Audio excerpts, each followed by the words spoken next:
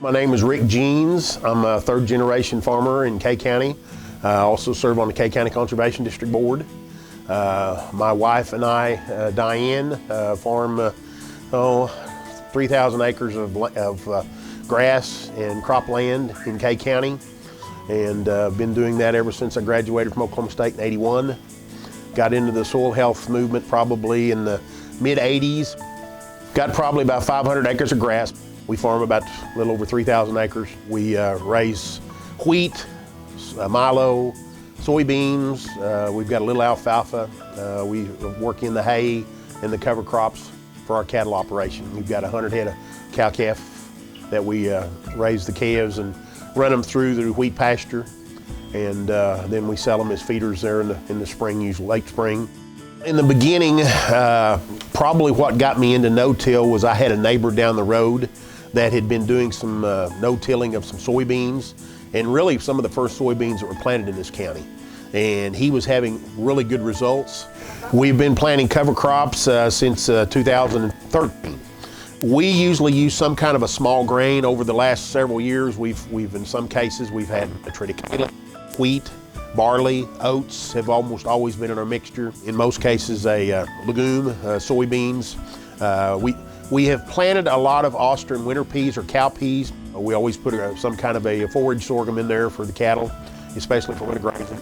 We've tweaked them every year. It's never been the same, seems like, but the last probably 4 years, we've done a lot more grazing of our cover crops. In the beginning, we didn't, and once we started, produced for our cattle.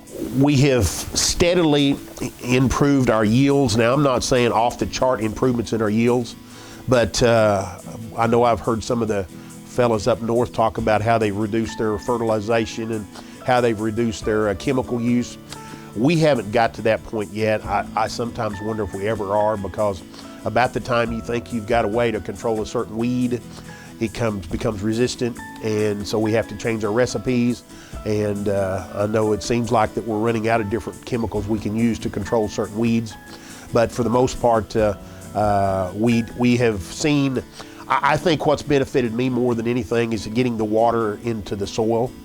The infiltration is improved drastically. You know, the scientists talk about all the critters that are in the soil, the earthworms. When you get those heavy rains, I didn't know earthworms could get so big. I mean, those rascals come out of the field. We're just probably 100 foot away from the edge of the field, and they come out and walk on our patio little area, and we've just had a huge infiltration of earthworms. We have increased our soil organic matter in several of our fields. Fact is, looking last night at some of my latest soil tests back a few months ago, the highest I think was 3.2. We still have several farms that are around the 2. With this soil health stuff, we just don't see the problems we used to have. We have had to reduce labor cost because I can spray a bunch of acres in a day with my sprayer. And now that we've got the no-till, when we first started out no-tilling, we were trying to do it with equipment that really wasn't no-till, because sometimes when you start a practice, it's kind of like you can't afford all the changes at once. Once we got a really good no-till drill, we got a really good sprayer, we can get over a lot more acres in a short period of time, which has helped tremendously on the labor problem. But also, it's been a scenario that I just think that we're able to be a little more diversified in our crops. We've considered sesame. We haven't went that route yet, but with the soil health, it's allowed me to look at some other products because I have that moisture that might be able to grow some of those crops that we normally wouldn't plant. The cover crops have reduced our weeds during the summer and the spring because you've got the ground covered, which allows us to spray some of our other fields first, and so that has benefited us to the point that with the cover crops, it's allowed us a little more freedom to, I guess, not have to do everything all at once. I think it's helped me in my drought. Unfortunately, we haven't had a drought in the last few years, but there's always probably one not too far away.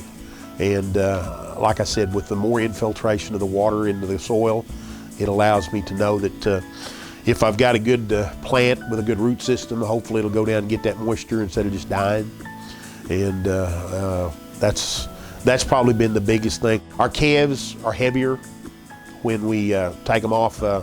This last month we sold our steers and heifers, and they were about 50 pounds heavier than they had been the year before because they had good early grazing because of the cover crops. And in cases where we've had summer cattle grazing in our summer cover crops, it kind of allowed us to save our hay a little bit earlier. That way we could utilize it for the winter.